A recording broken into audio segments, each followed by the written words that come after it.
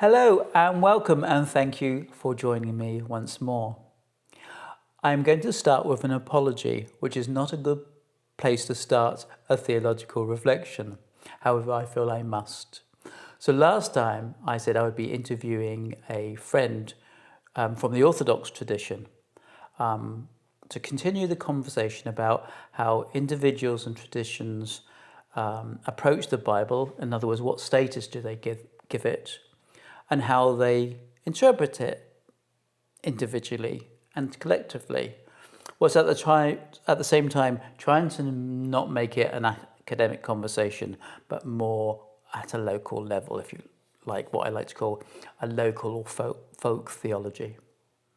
Anyway, it was an incredible conversation. It was very insightful. It took my understanding of what I knew about Greek Orthodoxy beyond what I've read in books to something that was had proper sort of skin and bones on it. And it was incredibly insightful, and it also deepened our friendship. And I thought, oh, this is going to be an excellent piece to share. Unfortunately, technology got the better of me, and when I went to play it back, I'd lost everything. So we will do that interview again. However, at the end of that interview, my friend invited me to a Greek Orthodox service and to meet the priest afterwards to have an open conversation. So I jumped at that chance, and that's what I did last Sunday. I won't say too much about the service because I don't want to go over what will be in our conversation. However, I would like to say one thing at the outset, because I'm going to share this. It's part of the poem at the end of this reflection. Is that beyond the tradition and the liturgy, the sung worship, etc., I was struck by how many people felt safe to be in that environment, but also felt very comfortable to have their eyes closed, their hands clasped in prayer, doing business with God. So I wanted to give you that as the atmosphere of the place. Anyway, at the end of the service, I did meet with this priest. Incredibly wise and kind man with really keen eyes, who one of those people who you could spend all day talking to about things of life. Anyway, I asked him about the Bible and Orthodoxy, and he shared with me something that was really, I found very interesting and very warm. For him, there was no separation between the Bible and Orthodox liturgy and tradition. It is all part of a mosaic. So, and I was saying, well, can you give me sort of an example of that, how that works? And he said, well, for example, the ancient creeds, and for many of us who have been to churches that have traditional liturgy, we were used to hearing or saying the Apostles or the Nicene Creed. He said all of those really were informed by John's Gospel, which is something I didn't know. He said, so what you're having there is you're having Scripture informing the early traditions of the church, but also its doctrines. And it's sort of a circular thing. One informs the other. And then when the tradition is written, it is protecting how the Bible is interpreted. And I thought that was really interesting. It felt more like a mosaic, as I said, more of a pattern of belief, rather than the Bible sort of being above everything. So that was one point that I found very interesting. Oh, and so because it's part of this pattern, it's part of this mosaic, interpretation is not such an issue. It's not meant to be an individual interpretation. It's a community interpretation that has existed for centuries. So individuals are encouraged to read the scripture, but they're encouraged to read the scripture in terms of their interpretation in line with Orthodox church tradition. And I can see some power and some value in that.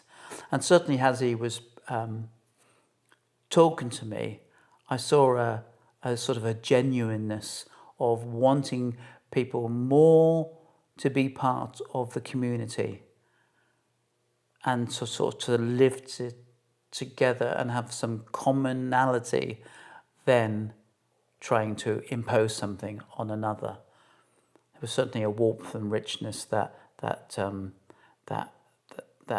meant I thought there was a safety, a comfort to that approach. Another interesting point is that when my friend introduced me to the priest, there was a young Dutchman who has not come from any Christian background. In fact, he's looked at Buddhism and all kinds of faith traditions. But he's found himself drawn to Orthodoxy, and he's following a route towards being baptized in the Orthodox Church. And I was most intrigued by this because at this point in time, like me, he's not a fluent Greek speaker. So we were talking, and sometimes the conversation was a three-way conversation. But my new friend, the Dutch guy, he asked his priest, where should he start in his Bible reading to get to know about church?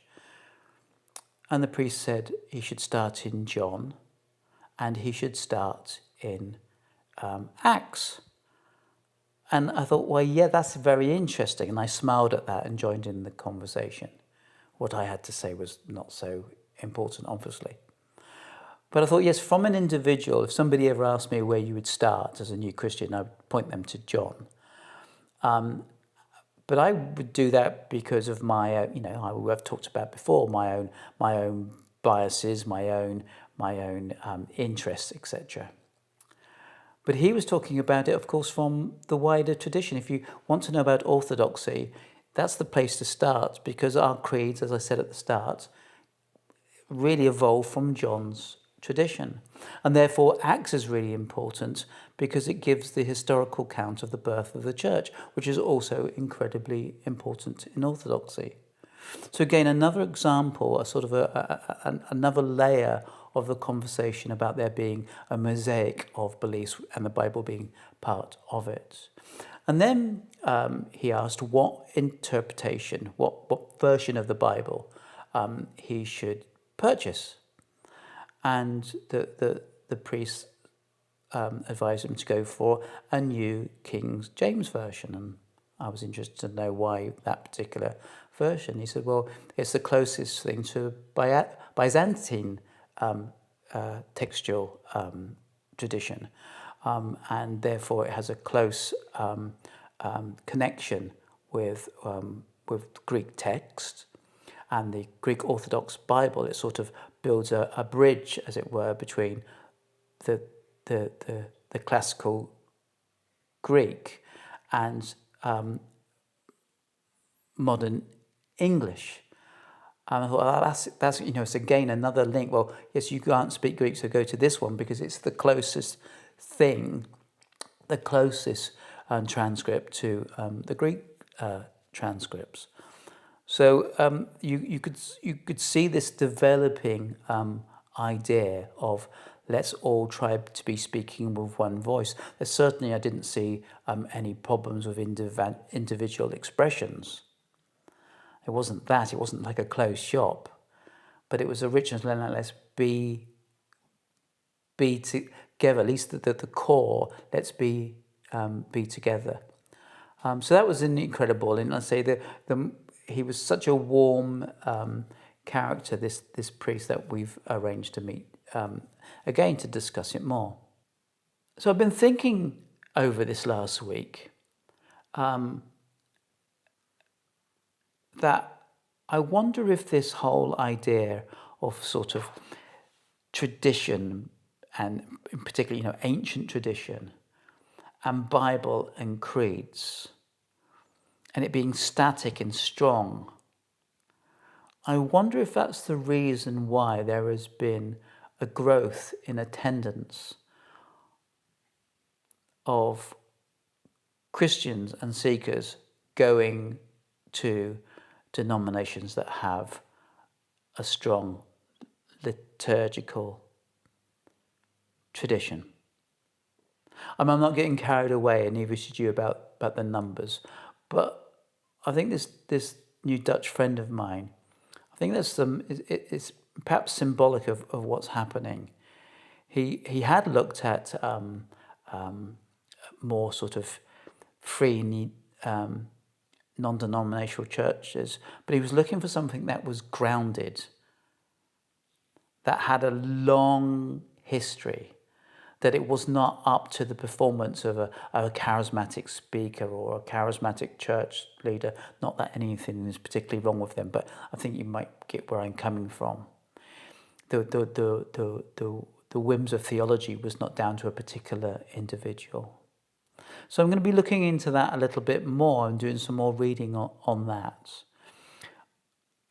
Is it a time, even in non-denominational free churches, is it a time when we start to look at what we do with the Bible? Do we always put it above everything else? Or is it more of a time to put it into a mix and the Bible actually informs what we're doing rather than, as I see it, being quite often treated separately? Anyway, that's a thought for another day, and a very long thought at that.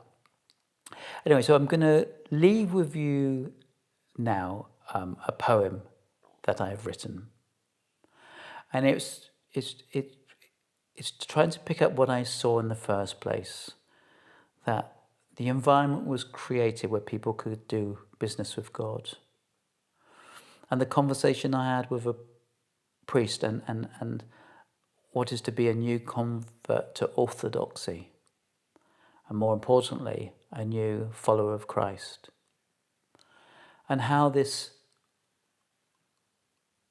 wonder of creed, liturgy, and scripture comes together and provides a safe but robust place for somebody to give their life to something more than themselves. This poem is called One Body. Is there only one way to express Christ's church? I have explored many fine tenets and cloth. When they disarm, I pick at their soft threads. Rather than waiting, it's simpler to besmirch. Look past your mind's eye and study the pews. Clasped hands and stirred hearts tilt heavenwards. The young man drawn by the priest's fringing words. Ancient order gives space to hear good news. After I speak to the priest, and we contrast and unite. He is keen to know the bare bones of me. I see in his face holy dignity. All those years and those eyes still have God's light. In this unfamiliar church, my spirit wakens. Control removed, I pray and am baptized. Thank you for joining me again. I hope next time to have that conversation. But anyway, stay well, stay peaceful, and take care. Bye.